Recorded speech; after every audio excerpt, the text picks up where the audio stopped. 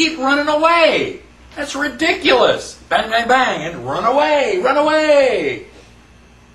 So we only won 2 battles. We didn't win, we just refused to lose. King George is fighting France and Spain. He's got his hands full over here. And he's looking over his shoulder going, oh man, you guys are a pain in the butt. You want to be free? Go. Be free. Be independent. You're more trouble than you're worth. We didn't win. So, how did we win? Just all by ourselves? No. Somebody was loaning us money. Who do you think would loan us money? You think maybe France and Spain? Wait a minute. You hate the king too? Here's money. Go buy guns. You can help us fight the king. There'll be 3 of us now instead of just 2. So France and Spain loaned us all this money. The end of the American Revolution. Okay, Treaty of Paris. Fighting is over. Wait a minute. Do you think that France and Spain want their money back? How many people except mom and dad are going to loan us money and not ask for the money back? So France and Spain, it's like, come on guys, pay up. So according to the Articles of Confederation, Washington could ask, couldn't demand, and everybody's supposed to pay their fair share. And Virginia went, we'll catch you next month. We're busy growing tobacco right now. We're trying to build up Virginia. And nobody was putting in their fair share. And if they did, they were printing money. Each one of the colonies was an independent country. Like France and Spain, we had Virginia, Massachusetts, Connecticut. And they printed their own money. And they were printing it like it was going out of style. Pretty soon, people would not take money. I say, here, I'll give you $1. You go, I don't want $1. Why not? Because next week it's going to be worth 50 cents. It's losing money.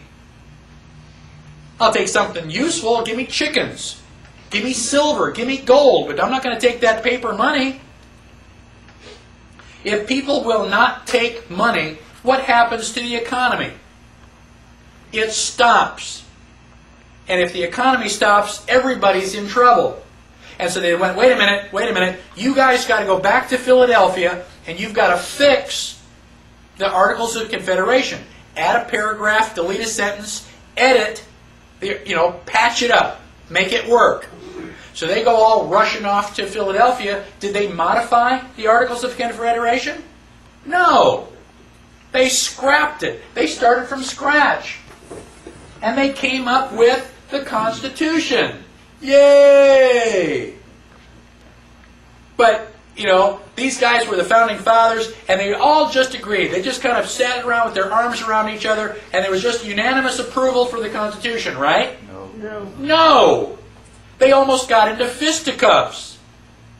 Benjamin Franklin several times had to stop them from fighting. That's how much they were arguing. Now, who were the 2 groups?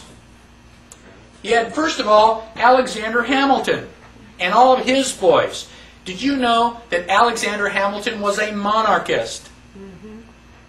He did not like King George, but he liked the idea of a king. In fact, he liked it so much, he wanted to take the English system of government and bring it here. We're going to have our own House of Commons, our own House of Lords. We're going to have our own Parliament. And Alexander Hamilton actually asked George Washington if George Washington would be the first king. Fortunately for us, King Washington.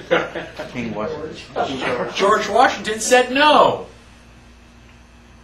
Luckily, now, they went into Philadelphia, and Alexander Hamilton and his boys, they came in with a whole new document. And they said, well, I think we can get this one passed. Now, there are 2 forms of government. On page 13, we look at the definition of federal. Federal is of or pertaining to a compact or league, especially a league between nations or states. It's a club. Now, let's look at national. of, pertaining to, or maintained by a nation as an organized whole or independent unit. So a national government is one. A federal government is many. If we talk about the United States, we are talking about a national government.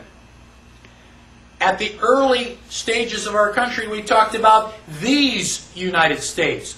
These meaning plural. We don't use that anymore. Why not?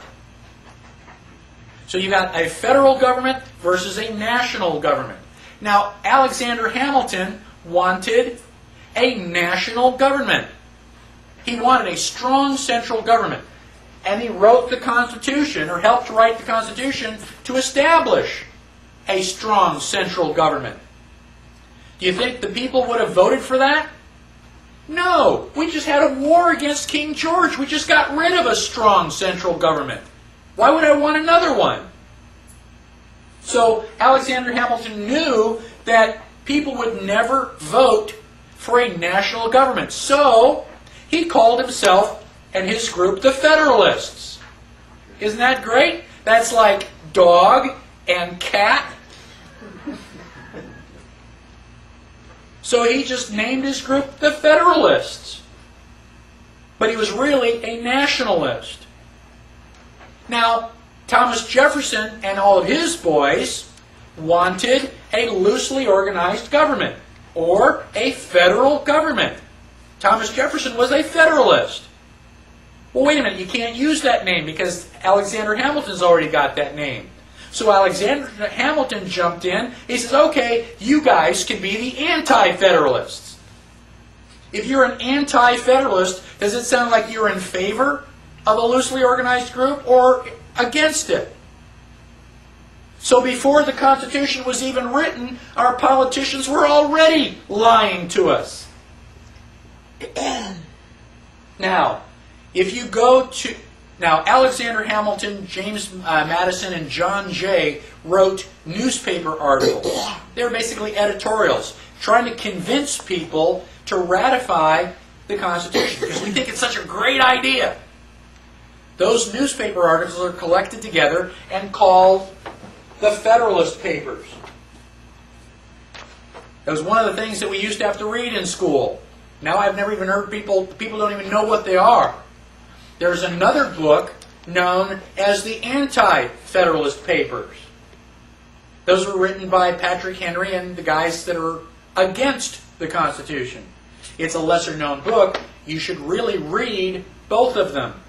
People say, well, we don't know what the Founding Fathers were really thinking. Baloney! We know exactly what they were thinking. They wrote it down. You just have to read it. The politicians say, no, we don't know what they were thinking. We have no idea what they said. So you'll just have to take our word for it. Okay. So let's read a little bit what they said. Alexander Hamilton wrote in Federalist Paper number 9, the definition of a Confederate Republic seems simply to be an assemblage of societies, or an association of two or more states into one state.